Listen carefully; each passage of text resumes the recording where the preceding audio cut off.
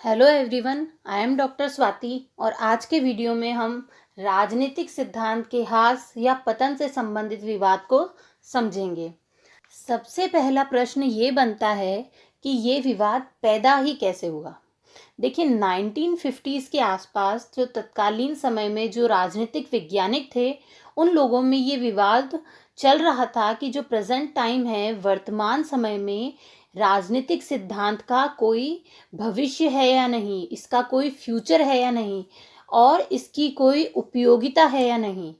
उन लोगों को लग रहा था कि जो विकास होना था, जो सिद्धांत बनाए जाने थे, वो सब बन चुके हैं।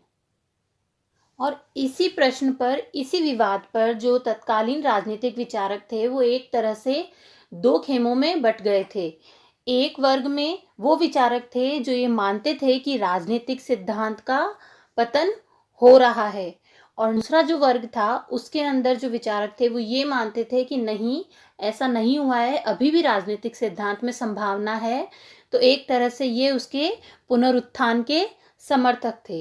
देखिए 1950s से लेकर 1970s तक ये विवाद चला है और 1970s के बाद में ये विवाद एक तरह से समाप्त हो गया था।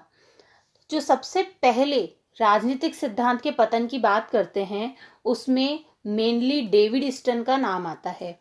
डेविड ईस्टन ने 1953 में द पॉलिटिकल सिस्टम में ये बात स्पष्ट रूप से कह दी थी कि इतिहास की परंपरा से जब तक हम मुक्त नहीं होंगे हम आगे नहीं बढ़ सकते हैं।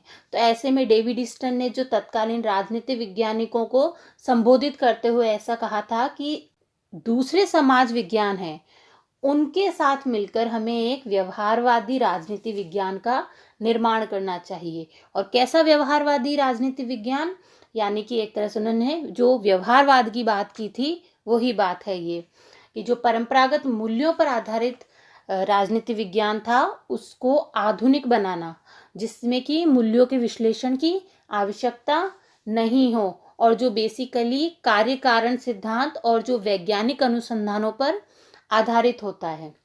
और अपने ये जो व्यवहारवाद का जो उन्होंने विचार दिया था उसी के अंदर जब उन्होंने कमियां देखी, उसी में जब उन्हें सुधार की आवश्यकता लगी तो उन्होंने 1969 में उत्तर व्यवहारवादी क्रांति की घोषणा की। अगर ये वीडियो आपको थोड़ा भी कंफ्यूजिंग लगे तो आप पहले आई बटन पे जाके व्यवहारवाद और उत्तर व्यवहारवाद वाला जो वीडियो मैंने बनाया है वो देख लीजिए। उसको देखने के बाद अगर आप ये वीडियो देखेंगे तो आपको कोई भी डाउट नहीं रहेगा, क्योंकि जो शब्द आपको इसमें कॉम्प्लिकेटेड लग रहे हैं वो सब मैंने उसमें एक्सप्लेन किए हैं, तो आपको बहुत अच्छे से समझ आ जाएगा।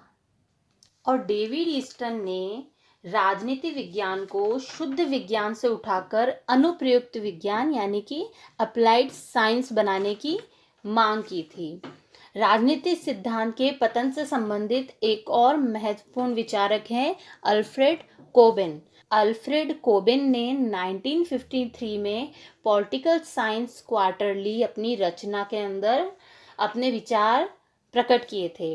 कोबेन मेनली ये बात कहते थे कि जो समकालीन समाज है उसमें न तो जो पूंजीवादी प्रणालियां हैं उनमें और ना ही जो साम्यवादी प्रणालियां हैं उनमें राजनीतिक सिद्धांत की कोई भी प्रासंगिकता नहीं रह गई है, अब उनकी कोई उपयोगिता नहीं रह गई है।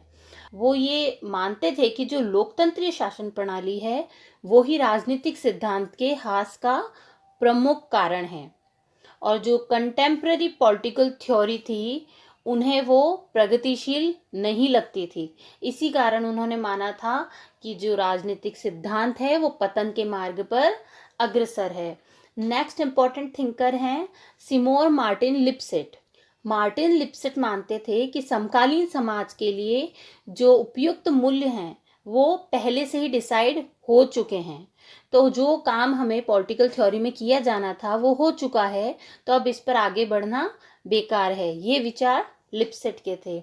और जो तार्किक प्रत्यक्षवादी थे, प्रत्यक्षवादी कौन, जो मूल्यों को महत्व नहीं देते थे और तथ्यों पर ध्यान केंद्रित करते थे, इन लोगों ने भी राजनीतिक सिद्धांत के पतन का पुरजोर समर्थन किया था।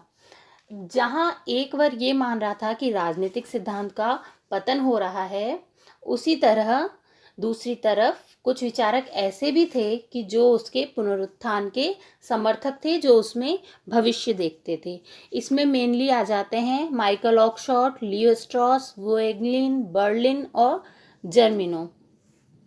इसमें लियो स्ट्रॉस थे, उन्होंने 1962 में अपने विचार व्यक्त किए थे और उन्होंने कहा था कि जो राजनीति का नया विज्ञान है वो ही उसके हास का यथार्थ लक्षण है। ये नया विज्ञान कौन सा है? ये वही है व्यवहारवाद। और इसी व्यवहारवाद में जिस अनुभव मूलक सिद्धांत को अपनाया गया है, लियो स्ट्रॉस के अनुसार वो अनुभव मूलक सिद्धांत एकदम गलत है। अनुभव मूलक सिद्धांत क्या है? जो ज्ञानेंद्रियों पर, अनुभव पर आधारित ज्ञान को सर्वोपरि मानता है और ये लोग मूल्यों की समानता की शिक्षा देते हैं। जैसे ये उच्च निम्न का अंतर नहीं कर रहे हैं, ये मान रहे हैं कि आपका अनुभव और मेरा अनुभव एक समान है। नेक्स्ट इम्पॉर्टेंट थिंकर हैं जर्मिनो, जिन्होंने 1967 में beyond ideology the revival of political theory में अपने विचार रखे थे। और जर्मिनो के अनुसार राजनीतिक सिद्धांत के जो हास के मेन कारण थे वो एक तो था प्रत्यक्षवाद और दूसरा था राजनीतिक विचारधाराओं की प्रधानता।